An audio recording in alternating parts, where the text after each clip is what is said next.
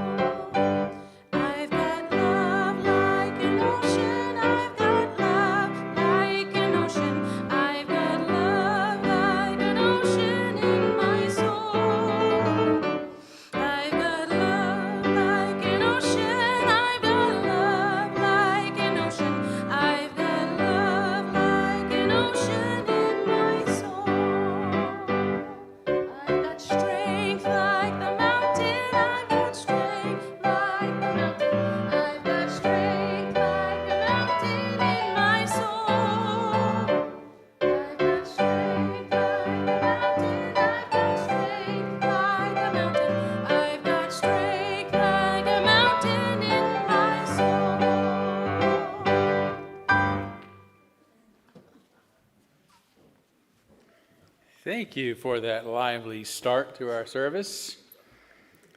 Good morning, everyone. Great to see all of you here this morning at the Unitarian Universalist Church of Spokane, where we join together to create a nourishing, liberal religious home and to champion justice, diversity, and environmental stewardship in our wider world. Great to see you. In our wider world, or as we like to say in short when I'm not interrupting, to create community, find meaning, and work for justice. Wins today. Let's see. Just want to start with I guess I should actually also say what I say each Sunday, which is we fully embrace all that you are here, those of you who come, those of you who are here in person, as well as those who are live streaming with us this morning. And we miss seeing our Zoom group here at the start of the service, but I understand they meet before this, and then they watch the service on the stream because it comes in better, and then they get together again in their own sort of social period afterwards. So we miss seeing you, but glad that you're still with us. So welcome to one and all wherever you're coming from this morning. Now, those announcements. I think that the order of service could be a little confusing, or not the order of service, the insert that's in it. Our annual congregational meeting is actually next Sunday, following our second service at 12:30. So if you're a member and can vote, please plan to be here. We will need a quorum to conduct the annual congregational business at that time. So there is a line you'll notice that says today, prior to the first service and between services, there will be questions and whatnot answered by board members regarding the agenda. So you can look for one of them between services if you have any questions about that. So,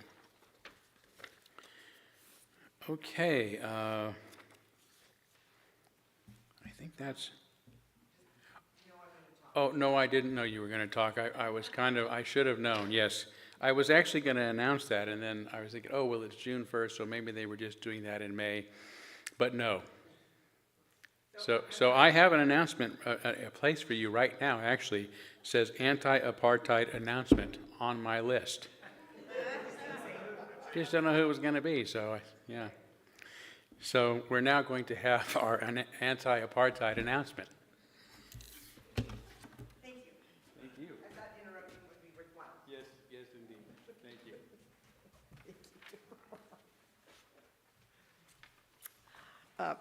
Good morning. My name is Jennifer Calvert, and I'm nervous, so I'll just not be nervous, okay?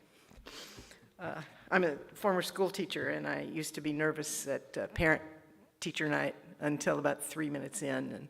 But I'm only going to talk to you for about 3 minutes, so yeah. And I wanted to, I have just a few slides, and this one is one of my favorites. This is a slide of a painting that was painted in 1835. And it's of Hebron, which is a very large town in the West Bank in the southern part. And there are folks who would say that the Palestine area has always been a land without people for a people without a land. So what they wanted was Jewish people to come and resettle the land after 2,000 years of being away. And Mark Twain was a famous traveler, and he wrote a book. What was the name of the book? Yeah. And of course, you never knew when what he was saying was what he really thought or whether his tongue was in his cheek. And so some people felt that Mark Twain was one of the people who was saying, hey, this place, there's nothing here, just a bunch of sand and, hardly any people, which just was not true. And I'm just here to say 1835 Hebron, yeah, there were lots of people who lived there. And I'll stick with that slide for a couple minutes here. So I'm speaking with you today to provide information to hopefully help us make a decision regarding the vote to become an apartheid-free congregation. And so we first heard about the term apartheid used in context of South Africa from 1848 to the mid-1990s. And the racial situation there has changed enormously, although it has a long way to go for true equality and non-discrimination to be normal there. But now we see that it's past time to call out Israel for this crime as well. So my interest in all things Palestine began before I joined this church. I was introduced to the situation by friends who had been involved with it for many years. And upon their recommendation, I joined 2 delegations traveling to Palestine in 2013 and 2015. And then I joined a group of bicyclers, 24 of us, who rode from Jenin in the north of the West Bank to Hebron in the south in 2017. And I fell in love with the country and its amazing inhabitants. And I came back with a broken heart as I realized more and more about their decades-old plight. So due to the lack of media attention and reporting regarding the reality of life in Palestine, Americans have been woefully ignorant about what amounts to Palestinians living for decades under an apartheid regime imposed by the Israeli government with the approval of its citizens. The events of October 7th had the effect of getting the attention of the world, which may have been the purpose of it in the first place, to say, hey, we're here, just like the Who's of Whoville. Are you remembering Horton, Here's a Who? And there's this little voice, and he listens to the little voice, and they said, we are here, we are here.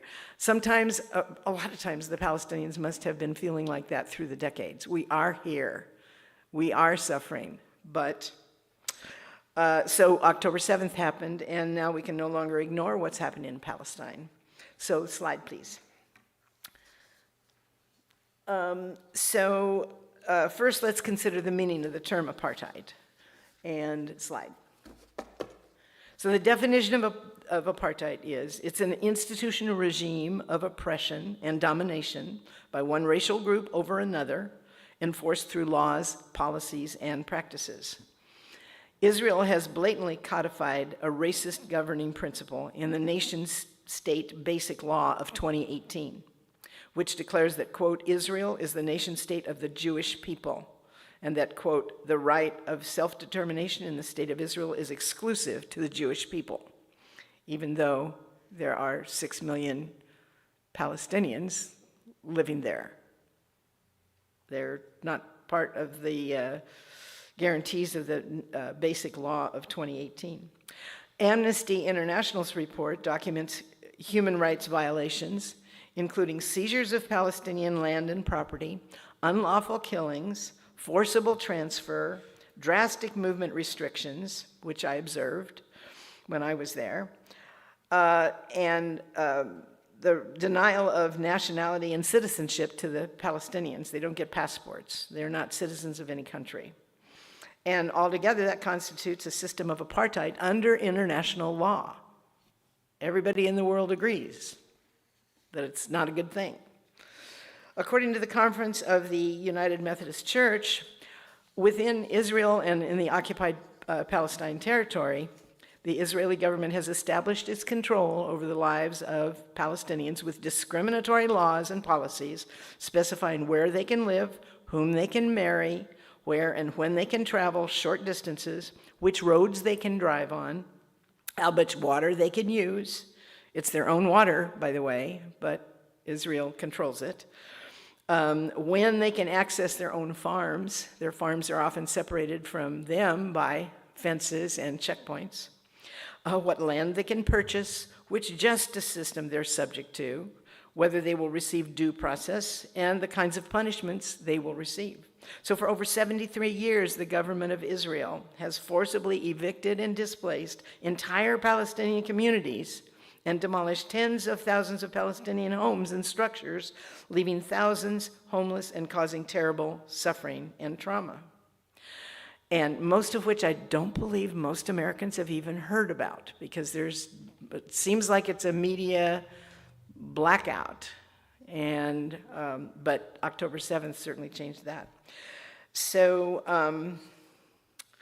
I hope that you will join me and other members of our UUCS, UUJME, which is the UUs for Justice in the Middle East, that you'll join our committee in supporting that our church decides to become a part of apartheid-free congregations. So the slide.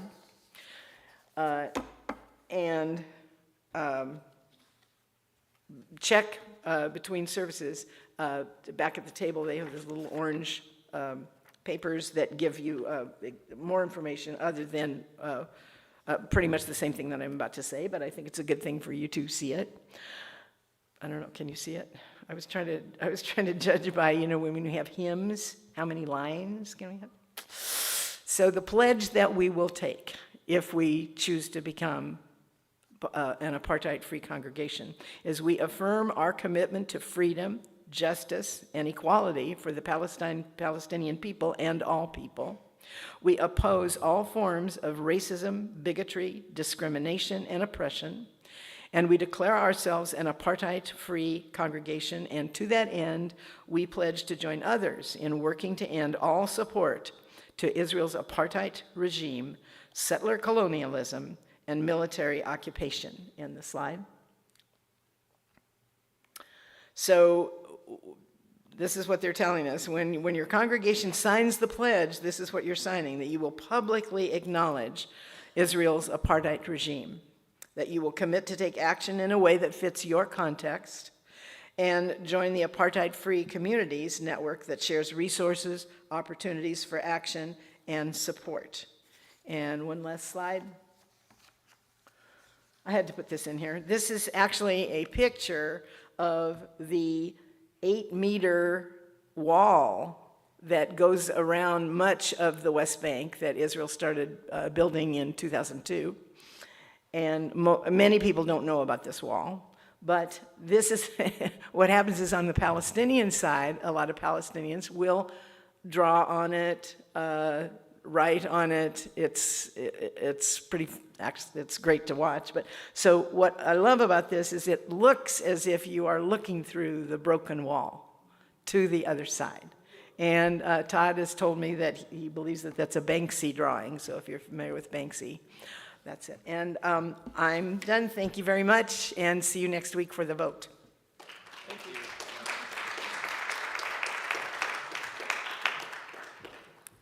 Thank you, Jennifer. I appreciate your passion and compassion.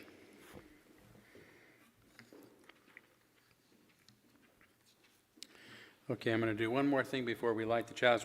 I think we will forego greeting one another this morning, but you can do that during our social period afterwards.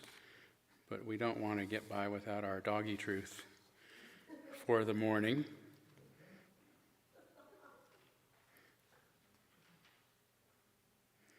Let's see. This is from Charles Schulz. All his life he tried to be a good person. Many times, however, he failed. For after all, he was only human. He wasn't a dog.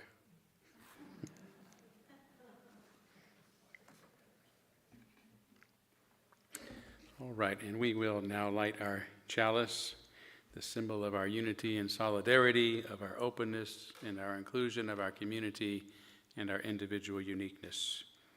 May this small flame be our offering of warmth to those who are cold and alone, and a light to those in darkness.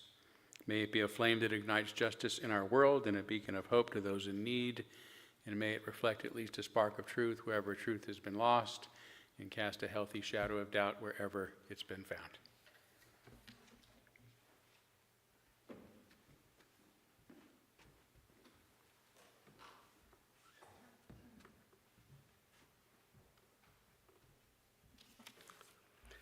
For the opening words this morning, Madeleine Albright from her book Prague Winter, A Personal Story of Remembrance and War. I have spent a lifetime looking for remedies to all manners of life's problems, personal, social, political, global.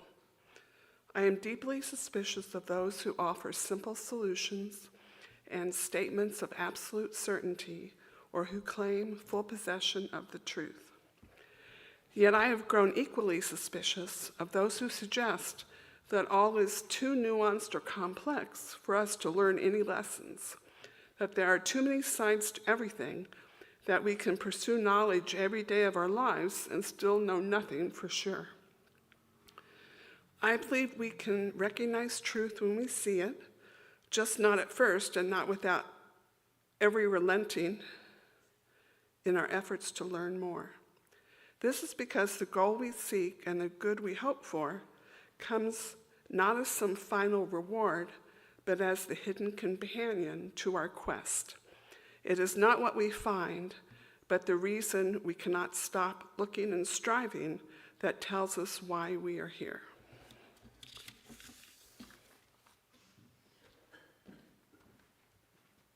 Okay. We're going to sing just 2 verses, just for sake of time. Blue Boat Home.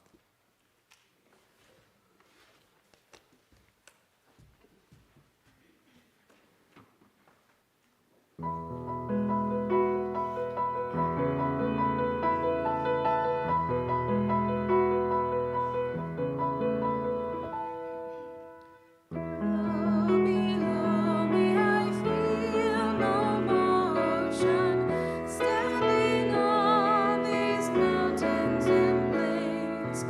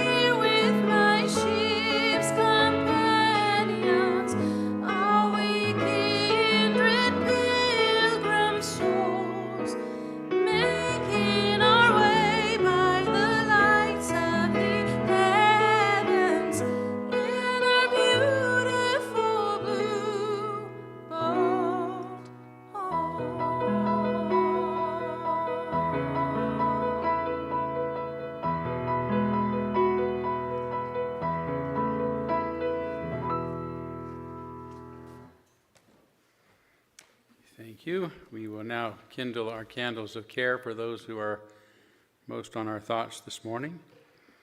And want to begin with another candle for church member Lyle Morris and Julianne Morris. Lyle is back home, last I've heard, recovering from the bypass surgery that he had just over a week ago. So please keep them in your thoughts. And also I'd like to kindle another candle for our good friend, Gordon Larson, who is again under hospice care at this time. Also want to kindle a candle on behalf of the people of Ukraine and that region of the world who are suffering from the terrible war and violence and uncertainty now going on there, as well as the people of Israel and the Palestinian people in that region of the world suffering from the terrors happening there. Let's take a moment of silence on behalf of others you might be thinking of, and as always, you're welcome to name them aloud if you'd like.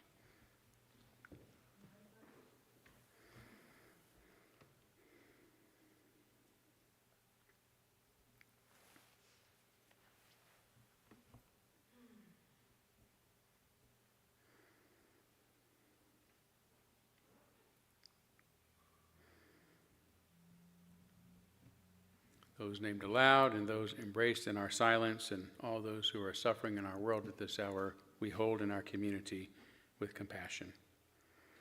And we now gratefully give and receive this morning's offering, which helps sustain this community and our mission to the larger world.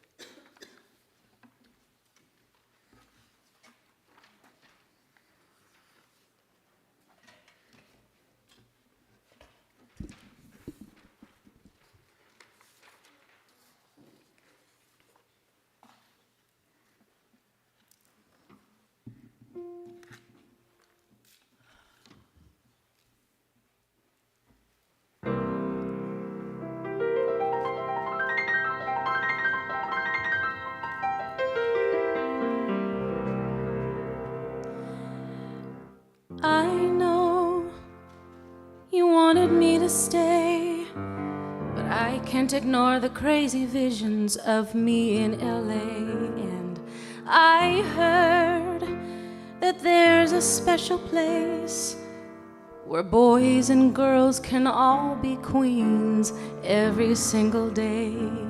But I'm having wicked dreams of leaving Tennessee. Here's Santa Monica, I swear it's calling me. Won't make my mama proud, it's gonna cause a scene. She sees her baby girl, I know she's gonna scream. God, what have you done?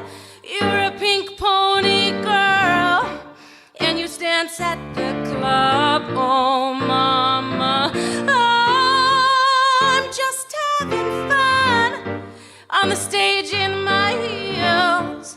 It's where I belong, down at the Pink Pony Club. I'm gonna keep on dancing at the Pink Pony Club. I'm gonna keep on dancing down in West Hollywood. I'm gonna keep on dancing at the Pink Pony Club. Pink Pony Club. I'm up and jaws are on the floor. Lovers in the bathroom and a line outside the door. Black lights and a Miro disco ball. Every night's another reason why I left it all. I think my wicked dreams a year from Tennessee. Oh, Santa Monica, you've been too good to me. Won't make my mama proud, it's gonna cause a scene. She sees her baby girl, I know she's gonna scream. God, what have you done? You're a pink pony girl, and you dance at the club. Oh mama, I'm just having fun on the stage in my heels.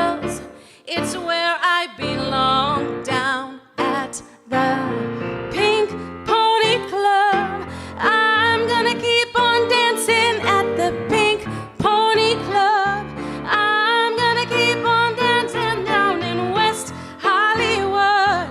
I'm gonna keep on dancing at the Pink Pony Club. Pink Pony Club.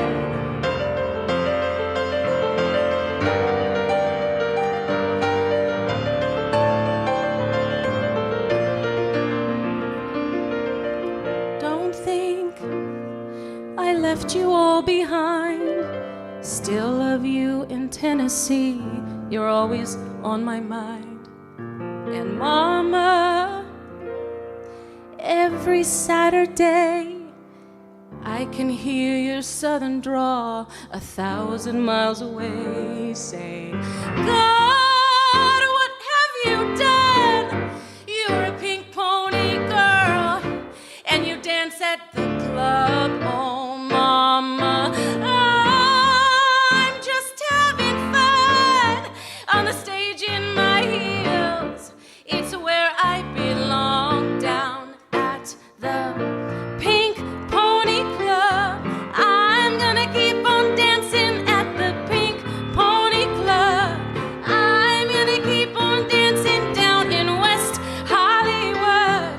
I'm gonna keep on dancing at the Pink Pony Club. Pink Pony Club.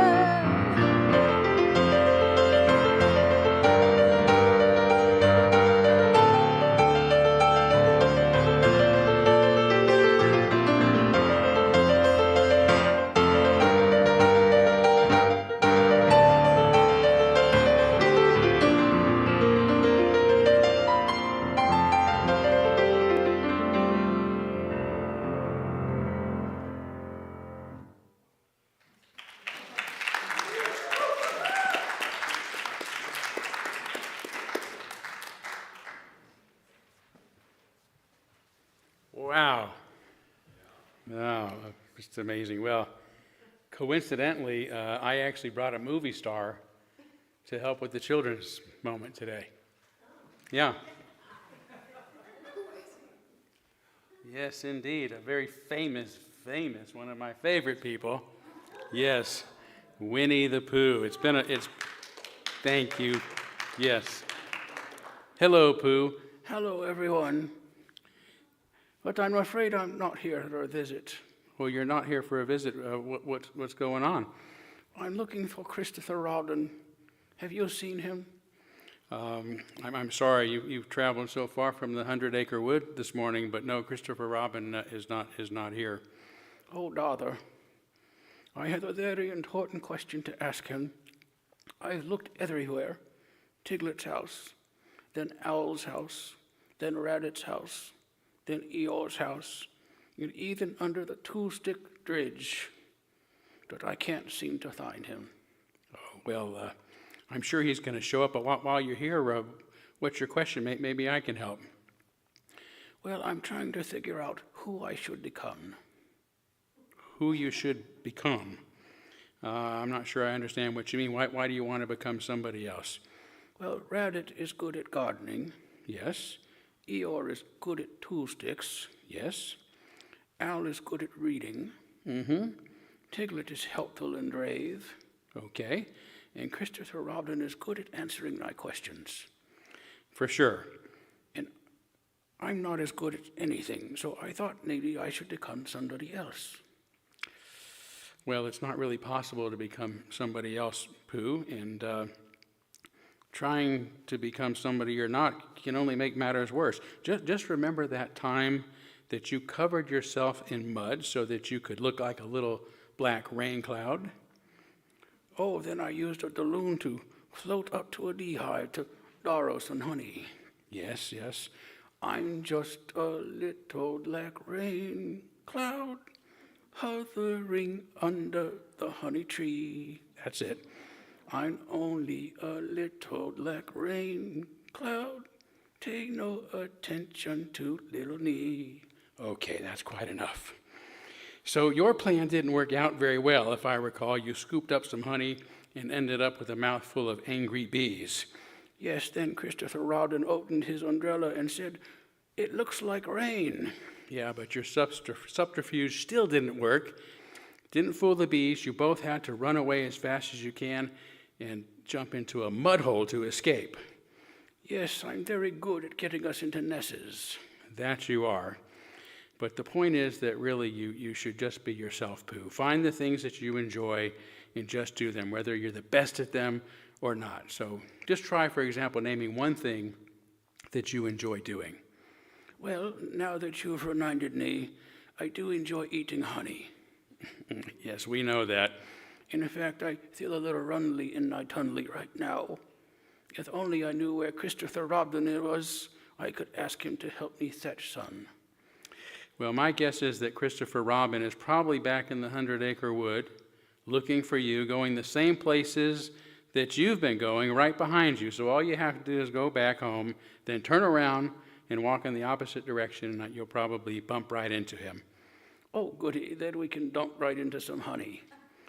For sure. All right, well, good luck, Pooh, and remember, we love you just the way you are, as a kind, adventurous, curious, silly, willy-nilly old bear. Good day, everyone.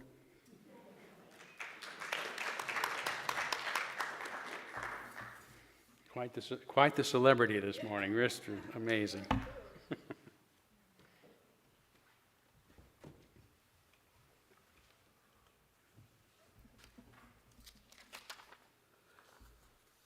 We cannot change the past, but we can change our attitude toward it. Uproot guilt and plant forgiveness. Tear out arrogance and seed humility. Exchange love for hate, thereby making the present comfortable and the future promising. Maya Angelou.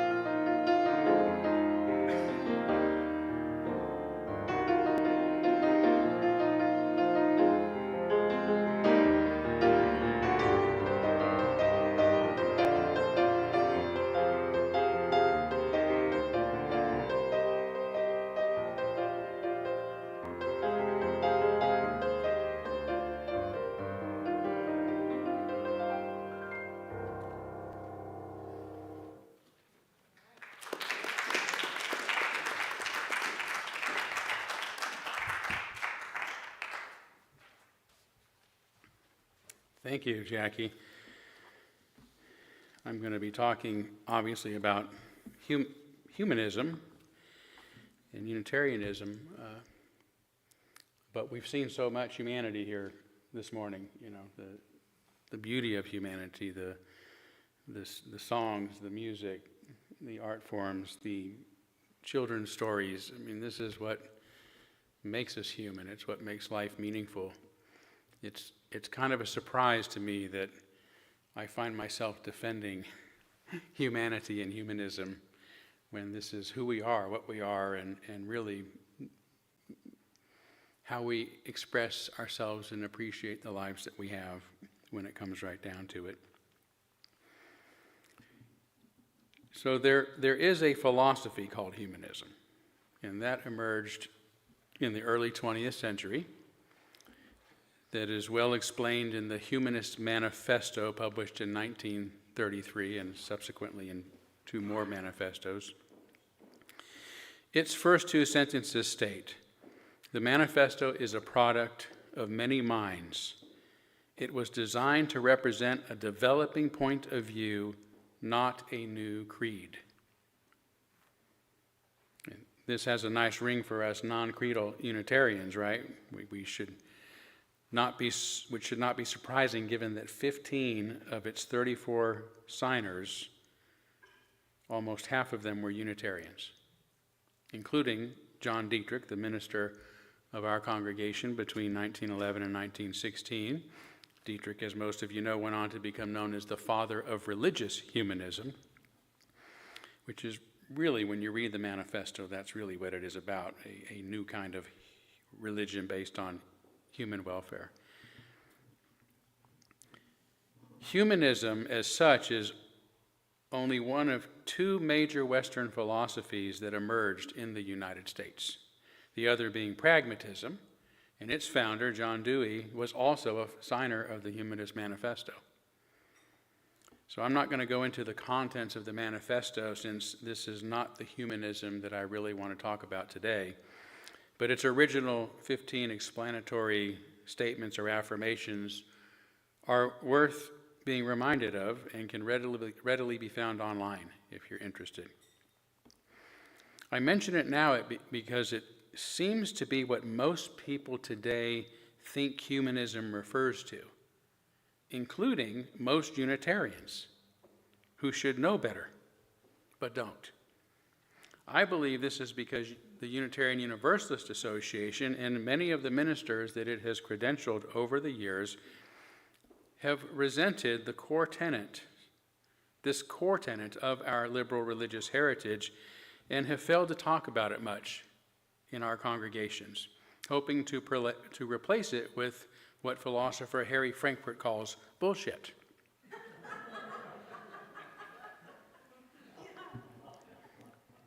Yeah, I'm referring to the dilution and supplanting of our tradition with nonsense, borrowed from other religions and beliefs that accept fantastical and impossible ideas about the history, the world, and reality. Frankfurt says, "It's just this lack of connection to a concern with truth, that this indifference to how things really are, that I regard as the essence of bullshit." It's a very serious philosophical treatise by Frankfurt called On Bullshit. Some of you probably have it because it was a bestseller.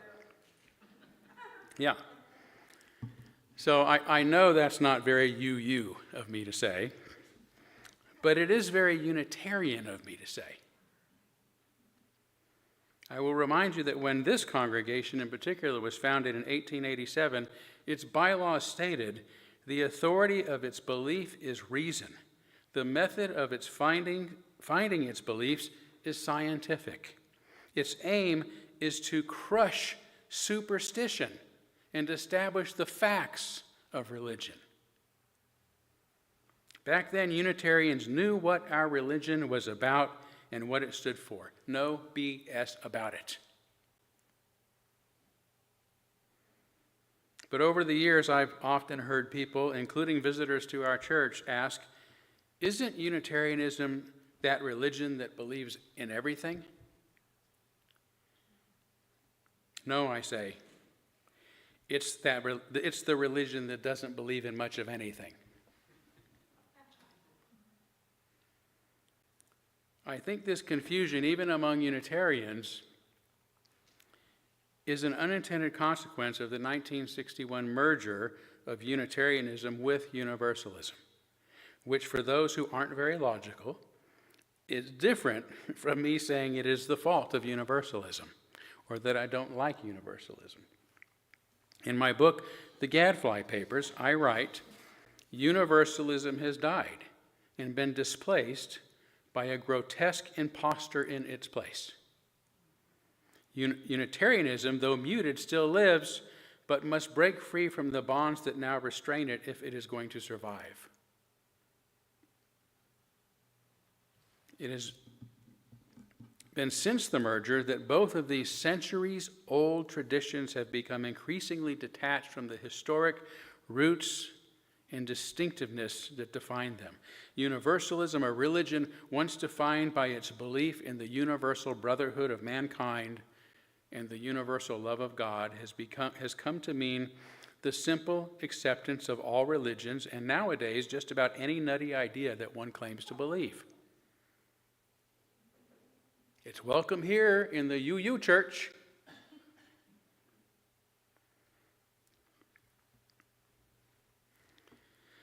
Unitarianism, on the other hand, has been increasingly muted because of its insistence on dealing with reality and accepting only those ideas that pass the test of science and reason. These days, sadly, anti-rationalism is a stronger force in Unitarian Universalism than its rationalist heritage.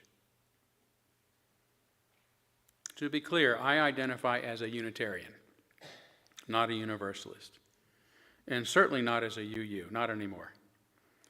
But I hold no animus toward Universalism. Still, some have written me in defense of Universalism and remarkably have done so by distinguishing it from Unitarianism, which I think is great, because that's my goal, to help rediscover the distinct theological roots and singular qualities of both these venerable denominations and to distinguish them from the new religious movement, the NRM as researchers call it, known as Unitarian Universalism, which has become increasingly illiberal and antithetical to the principles its namesakes are supposed to be rooted in. According to Dietrich's biographer, Carlton Winston, who also happened to be his spouse, it was in 1915, while still in Spokane as our minister, that he began constantly using the term humanism in referring to his religious belief. David Park's 1957 book, The Epic of Unitarianism, says that catching the scientific and anti-supernaturalist currents of the day, humanism voiced them as a new world religion for modern man. Its first advocates were the Reverend John H. Dietrich in Spokane, Washington, and his best friend, the Reverend Curtis Reese in Des Moines, Iowa. Curtis Reese actually, like me, came to the faith as a Southern Baptist and had attended the seminary in Louisville, Kentucky. Park's book also says that Dietrich and Reese began preaching humanism in 1913, 3 years before he left Spokane. Dietrich came to Spokane in 1911, immediately after having been convicted of heresy by the Dutch Reformed Church. But he was accused of being a Unitarian by one of its parishioners as early as 1905, and deep down he probably was. He got in trouble in college for writing a paper that treated the death of Jesus as merely a human event, resulting from his political action, not an act of atonement for the sins of the world. He also called upon others to emulate Jesus' behavior rather than worshiping him. 1905. So his heresy conviction was partly based on his rejection of this doctrine of atonement. According to Winston afterward, when a young reporter at the Spokesman learned that Dietrich had become a Unitarian, he immediately contacted our church. Winston says, Some other church would snap him up, the reporter feared, if the Spokane church did not act immediately. It did. But the rest is not history. Dietrich may have come to us as a Unitarian, but not yet as a humanist. This evolution in his thinking not only happened while he was here in Spokane, as the evidence proves, but I would further suggest because he came to Spokane, because he came to our church, where his mind and inclinations were set free by our extraordinarily liberal congregation's fundamental regard for truth, based upon reason and science, and its complete rejection, its utter rejection of superstitious thinking. As our original bylaws drafted in 1888 also say, its first principle is freedom of opinion and is subject to no censure for heresy. That has to come as great relief to a heretic. In fact, Dietrich was inspired to use the term humanism after reading an article on positivism that was mentioned on the back of a book given to him by one of our early church members. Positivism, loosely defined as the religion of humanity, which the article's author shortened to just humanism, struck a chord in Dietrich. This age-honored word, Winston writes, would be a good name for his interpretation of religion in contrast to theism. In short, Dietrich came to believe that religion ought to be based upon the betterment of humanity, while theism based it upon a belief in God. That's the beginning of Dietrich's journey as the founder of religious humanism, which a lot of Unitarians caught on to, especially those in the western reaches of the U.S. However, it wasn't met with complete enthusiasm and actually led to a major controversy in our religion known as the Humanist debate. As Reverend William Schultz, a former president of the Unitarian Universalist Association, and Jennifer, a former executive director of Amnesty International that you mentioned earlier, explained in a 2003 article, for more than a decade, from 1916, when Dietrich and another Unitarian colleague, the Reverend Curtis Reese, began preaching humanism to their congregations, through the 1920s, Unitarians debated the merits of a strictly human-centered, scientifically minded, ethically focused religion. Can you imagine a minister from our congregation causing such a nationwide debate within our entire religion? I mean, what are the chances?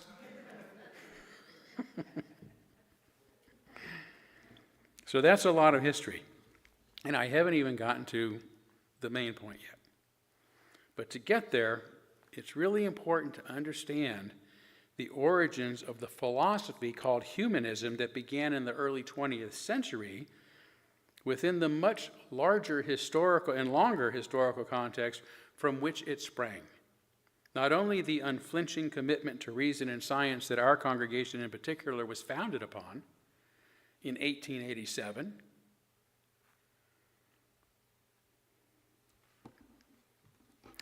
but the belief in human goodness, in human agency, in human welfare that has always been integral to the definition of Unitarianism. That's a big statement. It has always been integral to the definition of Unitarianism, dating all the way back to Jesus. Well, I said that like a Baptist minister, didn't I? Jesus. Still comes out now and then. I believe Unitarianism is so deeply rooted and defined by these fundamental principles that it was inevitable that humanism as a formal philosophy would emerge from it.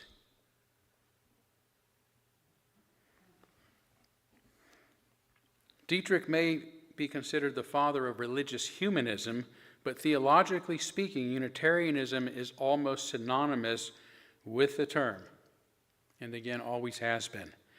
For Unitarianism is essentially the belief that Jesus was a man, a human being. That's what it means, which necessitates a positive belief in his humanity and in his humanitarian teachings that put human love and welfare at the center of all our endeavors. It should also be remembered that Jesus and his original followers were Jewish, not Christian. Christianity is a religion that did not exist during Jesus' time. So his humanistic message initially existed within the context of Judaism, which is a religion defined by monotheism, the belief in only one God. Sometime after his death, non-Jews were also drawn to his teachings, and like his Jewish followers, they did not initially consider Jesus a God, but a wise teacher who gave us good words to live by. His original followers, therefore had what is called a low Christology, which I prefer to call a humanistic Christology, because a low Christology simply means it emphasized the humanity of Jesus and his humanistic teachings, saw him as but a man. A high Christology rather emphasizes the Christ of faith in the belief that he is divine. The latter view emerged decades after his death, as some of his Gentile followers, his non-Jewish followers, who had no cultural or religious taboos around worshiping or deifying a human being, came to consider Jesus a God, whom the Romans called Christ, for which they came to be called Christians. At this point, whether from a low or high, human or divine perspective, his humanity and humanistic teachings existed within the context of Christianity. Worshipping him as a God, however, emphasized his divinity and the preposterous myths about him, while largely disregarding the historical Jesus along with his humanity and his humanistic teachings. Soon thereafter, the original Unitarian belief that there is only one God and therefore Jesus was only human became anathema. Right, in 325 CE, the Holy Roman Empire, having adopted Christianity as the official state religion, established the Nicene Creed declaring that the Father and the Son are the same. No more Unitarianism. Half a century later, they added the Holy Spirit to the mix, and the Trinitarian doctrine, Father, Son, and Holy Ghost, was born, and the Unitarian insistence on Jesus' humanity became heresy. Illegal. Even though it was the original belief. I always like to say the Unitarians were here first.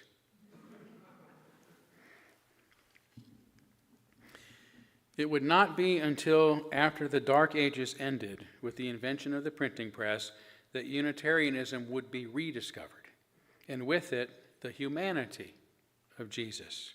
And when this occurred, Unitarianism existed within the context of the Renaissance, which refers to the renewed interest in the pre-Socratic philosophers who were the first thinkers we know of in human history who attempted to understand and explain the world in natural rather than supernatural terms. They discovered a lot during those first few hundred years, but were eventually declared pagans, and most of their writings were destroyed by the Roman Catholics. But the Renaissance, 800 years after this literary purge and silencing of dissenters, countered with what in Latin is called the studia humanitatis, meaning the study of humanity, including all human writings and teachings, and cultures and art for that matter, not just those authorized by the leaders of one religion. as it had been for nearly a millennium. And this is what our liberal arts model of higher education is still based upon, fading as it is today, sadly. Today we refer to this principle as Renaissance humanism, attributed to the 14th century Italian scholar Francesco Petrarch, who rediscovered and printed Cicero's letters, a brilliant Roman philosopher who was not a Christian, yet had many valuable and worthwhile ideas for consideration. And for this, Petrarch has been named the father of Renaissance humanism, long before John Dietrich and the Humanist Manifesto existed. And this is an important point to grasp. Humanism isn't a 20th century invention that infiltrated Unitarianism, leading to a rift in the denomination, as many UUs now believe. Unitarianism, rather, has always been synonymous with humanistic Christology and its reverence for historical Jesus, humanity, and humanitarian teachings. This has been so going back to the origins of Unitarianism, even if this defining quality endured through different historical contexts, including those that I've already mentioned, right? A Jewish context, a Christian context, and the context of Renaissance humanism, from which Eastern European Unitarianism emerged during the 16th century, emphasizing religious tolerance, freedom of belief, and freedom of the pulpit. Unitarianism in this part of the world still exists within a Christian context, along with this historic commitment to humanistic values. Western Unitarianism emerged later during the overtly rational and scientific context of the 17th century Enlightenment, when the ideas and the values that emerged during the Renaissance became widespread and were finally put into unfettered practice, leading to the establishment of democracies and other social, scientific, and technological innovations and discoveries that have made our modern lives so wondrous. Although Western Unitarianism began within the context of a very liberal Christianity, it went through a transcendentalist phase beginning in the 19th century, during which its theological lexicon expanded beyond the confines of Christianity.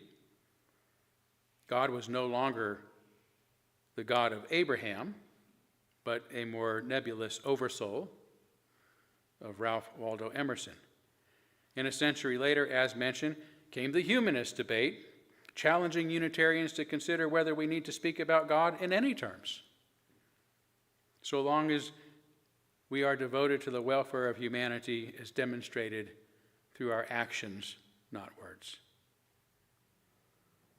Another way to put it is that 2,600 years ago, the early Greek philosophers became the first group to collectively rely upon reason, sense, and nature to better ascertain truth and understand reality, relying upon their own human faculties and agency to do so, which necessitates also valuing human dignity.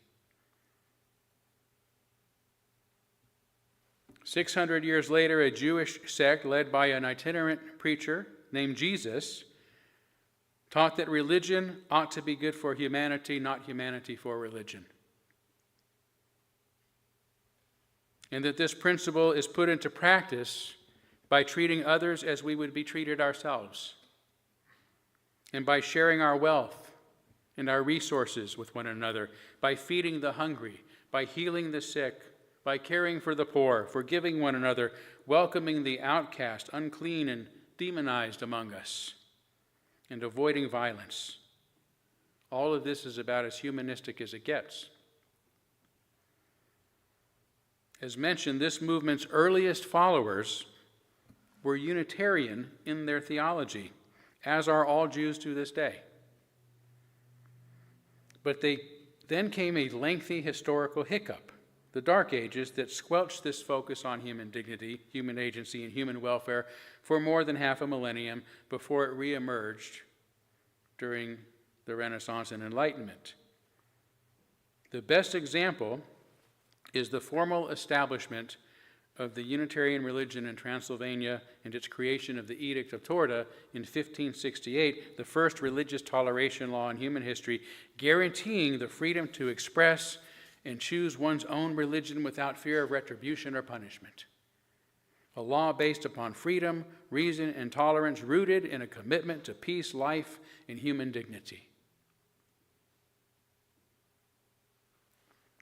These Renaissance principles inspired the Enlightenment reformers, resulting in the very first articulation of the humanistic ethic, philosopher Immanuel Kant's categorical imperative that no person should be a means to someone else's ends, but should be considered an end within themselves. And during the French Revolution, this ethic was reframed as the inherent work. This ethic was later given a more in-depth explanation with the establishment of the 20th century's humanist philosophy, Dietrich's religious humanism in particular, and its humanist manifesto. As the humanist manifesto's 13th affirmation states, religious humanism maintains that all associations and institutions exist for the fulfillment of human life. But these days, I prefer social psychologist Erich Fromm's definition of the humanistic ethic best, that the sole criterion of ethical value must be human welfare, and that the unfolding and growth of every person should be the aim of all social and political activities. Human welfare and individual development, that is, ought to be the fundamental aim of all that we do. And this definition gets it both the bottom and the top half of Abraham Maslow's hierarchy of needs. Too many societies just do one or the other. Communism is socialism, great at the bottom half, not so good at the top half. Capitalism, the Western society, great at the top half, not so good at the bottom half. Humanism is a unified theory. Now, for those who are wondering about other living beings, please don't confuse humanism with anthropocentrism. Paul, I put this in here just for you, because we talked a little bit about this yesterday. Humanism recognizes that we are not separate from our environment, nor unrelated to the creatures we share our world with, and that our health and our welfare depends upon theirs. Right? So that's the bottom part of the pyramid.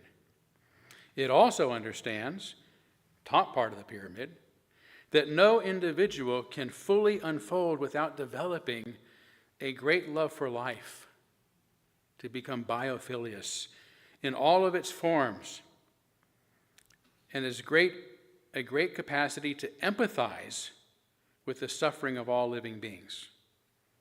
Right? We haven't fully developed if we don't have the empathy part and the love of life. And this is why we often call those who care for animals humane societies, and those who are cruel to other living beings as inhumane. Because there is something inhuman about cruelty.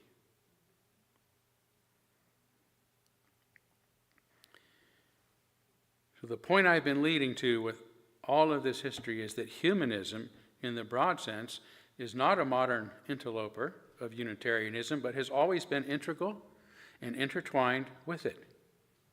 Broadly defined as a belief in human goodness, agency, and dignity, and a commitment to human well-being and flourishing through the social technologies of freedom, reason, and tolerance, humanism has been the one and only quality that has remained constant throughout the different historical contexts in which Unitarianism has existed.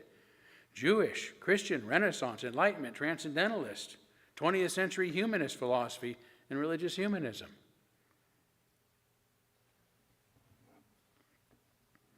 So I won't try to give an appropriate name for whatever the hell the context is in which Unitarianism exists today, other than perhaps that term defined by Harry Frankfurt that I mentioned earlier.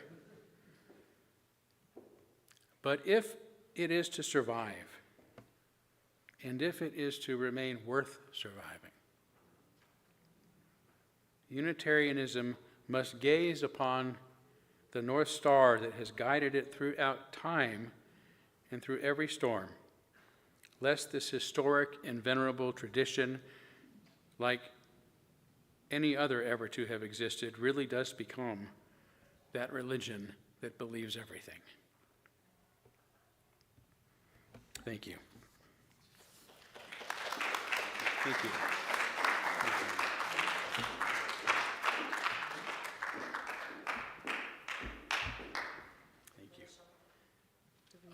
Oh yeah, we are running a little behind. Yeah, why don't we just go into the benediction and the closing song? Okay. Thank you. Great, yeah. Thank you, Riche. I wasn't paying attention to the clock as usual.